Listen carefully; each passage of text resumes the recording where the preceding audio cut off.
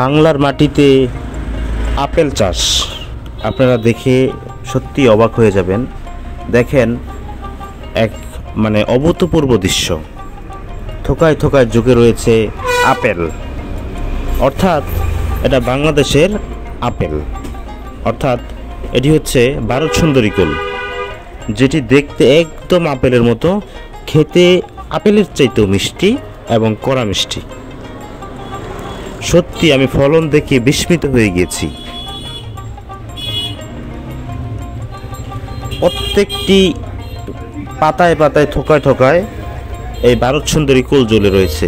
বন্ধুরা দেখুন কি অবস্থা, সত্যি অবাক হওয়ার মতো। অসম্ভব সুন্দর দৃশ্য।